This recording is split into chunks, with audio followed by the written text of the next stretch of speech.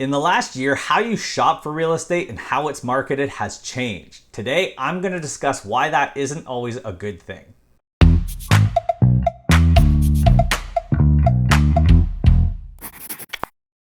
Welcome back to the channel and thanks for being here. I think we can all agree that the last year is not how we would have chosen to live our lives. However, there have been a few things that have been improved because of the pandemic, and among them is how real estate is now marketed and shopped for. Certainly, high quality photography of homes is not new, nor are floor plans, videos, or virtual tours.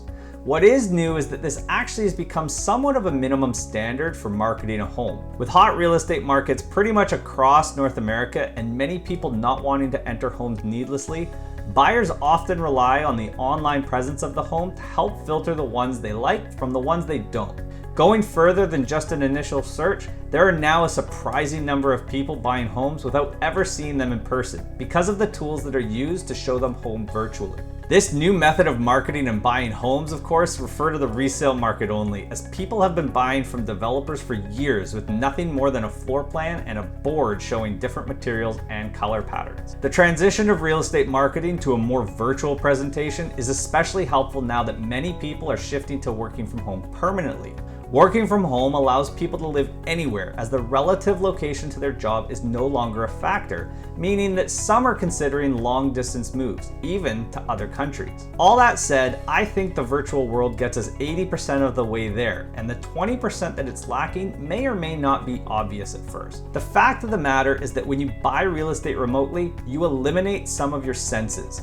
That is, you can't hear the traffic outside or the kids playing out back.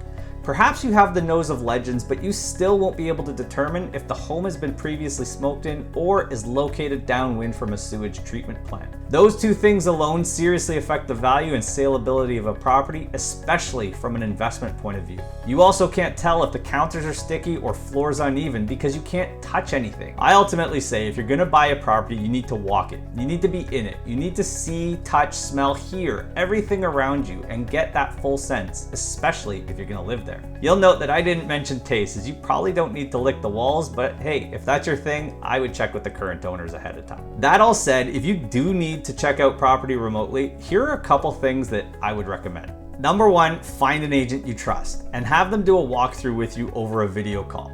You could even have a friend or family member go with them.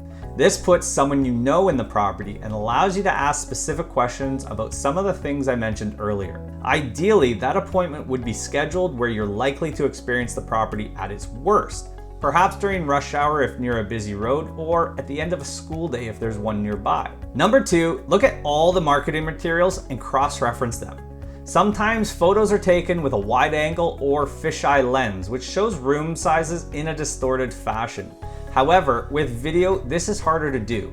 If there is a floor plan available, ideally with measurements, have it with you when watching the video so you can double check the flow of the property shown. Number three, always have a home inspection.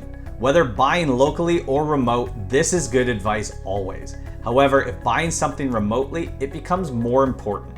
Having a professional inspection done on the home ensures you have a good idea of the physical status of the property. In competitive markets, this may mean that you do the inspection before you write an offer, but it's still worth doing in the long run. And that's it for me for the day. If you enjoyed the video or at the very least learned something, let me know in the comment section below and don't forget to hit the like button. If you haven't already, please consider subscribing to the channel. Thanks again for watching and have yourself a great day.